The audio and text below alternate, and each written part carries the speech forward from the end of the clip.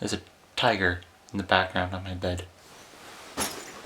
I can't reach it, so it doesn't get to come closer to the camera. The white balance is weird. Let me see if I can change that. It's much less red. But no, so I actually wrote out a script thing for this, so we'll see what happens. So earlier today, I was listening to a Neil Gaiman interview where he said something about how he writes to figure out what he thinks about something or to work through his feelings on something. And he doesn't write to tell the world what he thinks about something. He writes to try and figure out what he thinks about something. There were two reactions I had to that. The first reaction that I had was I do the exact same thing. Like, that is how anything narrative that I'm writing, that is how I do it.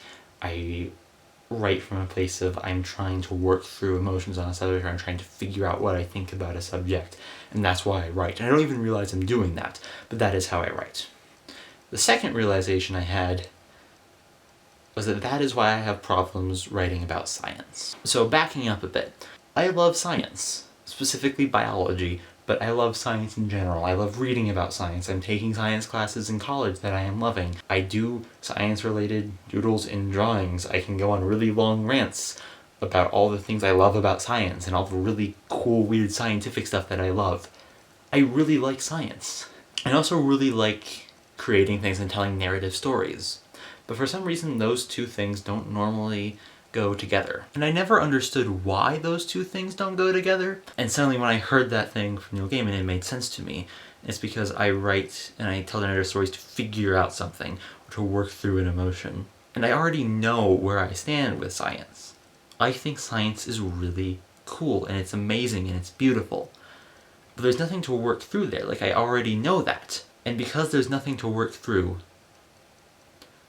no question to ask or figure out, I don't really write about it. It's totally fine that I write about other things, but I really want to write about science stuff. That's a passion of mine, and I want to be able to write about that and tell stories and be very creative in that realm, and I have problems doing that, and now I know why. It's because there's not enough for me to just say, this is amazing and beautiful. It's not enough for a story. But at the same time, I want to create things with science, and I want to tell narrative stories about science, because I love that, and I love science, and I want that to be a thing. I want that to be a combined thing. And I don't really know how to do that exactly, other than to find things in the science world that I don't know the answers to, and I'm struggling to figure out and discover myself. So I guess that's what I'm going to try and do. Because I want to do that. But yeah, so I'm going to try and think about that and try and find questions and ideas that I don't know the answers to in science, and try and create stories with that, because that's what I really want to do.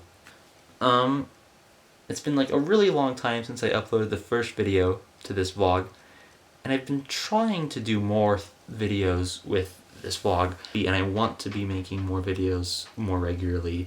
So I'm going to try and do that over the summer. So my goal over the summer is to make one video on this vlog every week and upload one video every week for the entire summer. And it will be stuff that's relatively personal to me, whether that's much more emotional or whether that's about problems creating things or who knows what.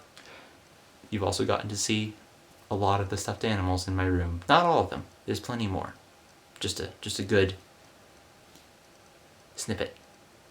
By the way, this is a tribble that my mother made for me, because tribbles are adorable.